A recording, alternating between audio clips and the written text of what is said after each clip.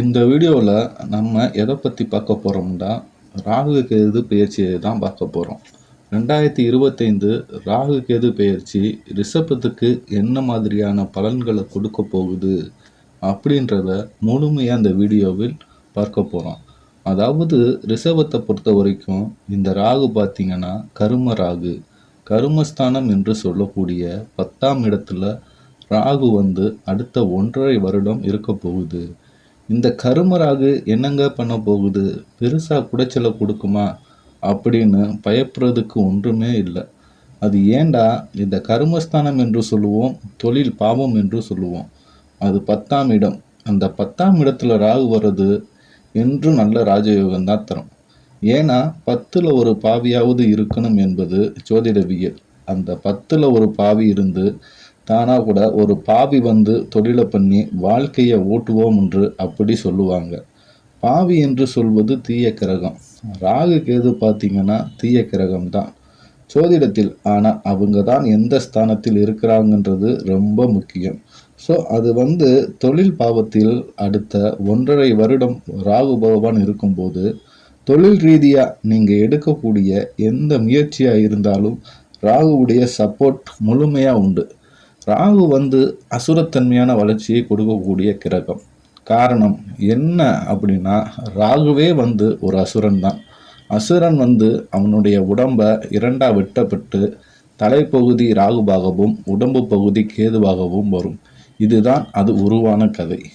அப்படி பார்க்கும்போது ராகு கொடுக்கக்கூடிய வளர்ச்சி அசுரத்தனமாக இருக்கும். ஸோ அப்போ ரிஷபத்தை பொறுத்த வரைக்கும் அடுத்த 1.5 வருடம் தொழில் ரீதியாக எந்த முயற்சி எடுத்தாலும் அசுரத்தனமான வளர்ச்சி கண்டிப்பாக உண்டு. நீங்கள் கொஞ்சம் முயற்சி எடுத்தாலே போதும், ராகுவோட சப்போர்ட் முழுசாக இருக்கும். ஸோ கொஞ்சம் எடுக்கக்கூடிய முயற்சி சக்ஸஸ்ஃபுல்லாக முடிவதற்கு அதிகப்படியான வாய்ப்புகள் உண்டு. ஏதோ ஒரு கடையை வச்சு வண்டி ஓட்டிகிட்டே இருக்கோம், ஒரு பிஸ்னஸ் பண்ணுறீங்களா, அந்த பிஸ்னஸ்க்கு விரிவுபடும் என்று கடைக்கு 2-3 பிரான்ச் ஆரம்பிக்கிறதுக்கு வாய்ப்புகளும் இருக்கலாம். ஸோ அந்த மாதிரி வளர்ச்சி இருக்கும். வேலைக்கு போயிட்டு இருக்கிறவங்களுக்கு நல்ல பதவி உயர்வு, ப்ரொமோஷன், வெளிநாட்டு பயணங்கள் கிடைக்கிறதுக்கு அதிகப்படியான வாய்ப்புகள் உண்டு. காரணம் என்ன, எதனால பார்த்தீங்கன்னா ராகு ஃபாரின் பிளானட். இந்த ராகு கேது ஜோதிடத்தை பொறுத்த வரைக்கும் ஒருத்தர் ஃபாரின் போகணும்னா ராகு தான் மெயின். ராகு எந்த ஸ்தானத்தில் வரும்போது தான் ஒருத்தன் ஃபாரின் போவது, எந்த டைமில் ஃபாரின் போவதற்கு வாய்ப்பு இருக்குது.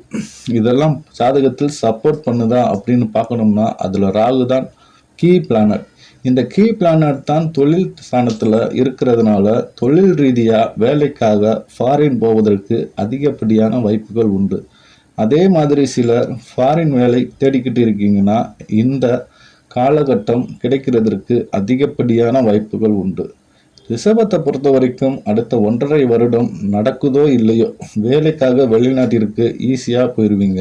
ஸோ அந்த மாதிரியான விஷயங்களை தொழில் ஸ்தானத்தில் இருக்கக்கூடிய ராகு பகவான் செய்வான். அப்போ கேது எதுக்கு அப்படியே ஆப்போசிட். அவர் என்ன அப்படி பார்த்தீங்கன்னா சுபஸ்தானத்தில் 4ஆம் இடத்துல கேது இருக்காரு. அப்போ 4ஆம் இடத்துல கேது இருக்கும்போது என்ன மாதிரியான பலன்கள் செய்வார் அப்படின்னு பார்த்தீங்கன்னா, சுபத்தை பொறுத்த வரைக்கும் குரு பகவான். ஆனால் அதில் எல்லாத்துலேயும் கொஞ்சம் தடைகளையும் கொடுப்பார். அப்படின்னா ஒருத்தர் வீடு கட்டுறான்னு வச்சுக்கோங்க, வீடு கட்ட முடியும். ஆனால் அதுக்கு நடுவில் கொஞ்சம் தடைகள் இருக்கும். கொஞ்ச நாள் கட்டுவார், கொஞ்ச நாள் நடுவில் பணம் இல்லாமல் பிரேக் பண்ணி கொஞ்சம் கேப் வரும், அப்புறம் திருப்பி கட்டுவார். அந்த மாதிரி கேது தடைக்கு உண்டான முக்கியமான கிரகம். ஸோ அது நீங்கள் எந்த விஷயத்தில் முயற்சி பண்ணுறீங்களோ அது சார்ந்த விஷயத்தில் தடைகள் உண்டாகும். ஸோ அது 4ஆம் இடத்துல கேது இருக்கிறது என்ன அது. அப்புறம் பார்த்தீங்கன்னா வீடு, வண்டி, வாகனங்கள், சொத்து இந்த மாதிரி இடங்களில் தான் 4ஆம் இடம் கூறக்கூடியது. ஸோ அப்போ இது சம்பந்தமான விஷயங்கள் தடை வரும். ஒரு ப்ராப்பர்ட்டி வாங்குறீங்க, வாங்கினதுக்கு அப்புறம் இது சரியில்லை, இதை கொஞ்சம் சரிப்படுத்தணும் அப்படின்னு சொல்லிட்டு நீங்கள் முயற்சி எடுக்கிறீங்க, அது கொஞ்சம் தள்ளி போகும்.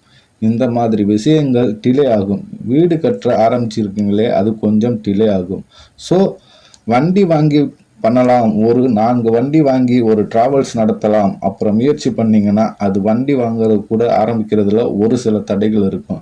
இதுல ஏதாவது ஒரு சில விஷயங்கள்ல தடைகள் இருக்கும். தடை மட்டுமல்ல, இந்த கேது வர்றது கடனையும் குறிக்கக்கூடிய முக்கியமான பிளானட். கேது சம்பந்தம் இருக்கத்தான் கடனை குறிக்கும். ஸோ இப்படி 4ஆம் இடத்துல கேது இருக்கிறதுனால, வீடு வாங்குவதற்கு, வீடு கட்டுவதற்கு, ஏதாவது சொத்து வாங்குவதற்கு, இந்த மாதிரியான விஷயங்களுக்கு அடுத்த 1 1/2 வருடம் கடன் வாங்குவதற்கு அதிகப்படியான வாய்ப்புகள் உண்டு. கேது எந்த பாகத்துல இருக்கு, அந்த கடன்களை தான் கொடுக்கும். ஸோ இப்ப எப்படி அப்படின்னு பார்த்தீங்கன்னா, இந்த காலகட்டம் கேது பகவான் உங்களுக்கு என்ன மாதிரியான கடன் கொடுக்கும், அத பார்த்தீங்கன்னா, வீடு சொத்துக்கு தான் அதிகப்படியான கடன்களை கொடுக்க வாய்ப்புகள் உண்டு. ஸோ எதனால இந்த மாதிரியான விஷயத்துல ரொம்ப கவனமா இருக்க வேண்டிய காலகட்டம். கேது கடனை கொடுத்தாலும் அந்த முடிக்க விருப்பமான அப்படின்னா கொஞ்சம் தடைகள் கொடுத்து கண்டிப்பா முடிக்க வரும். ஸோ இதுதான் அடுத்த 1 1/2 வருடம் ராகு கேது கொடுக்கக்கூடிய பலன்கள். வணக்கம்.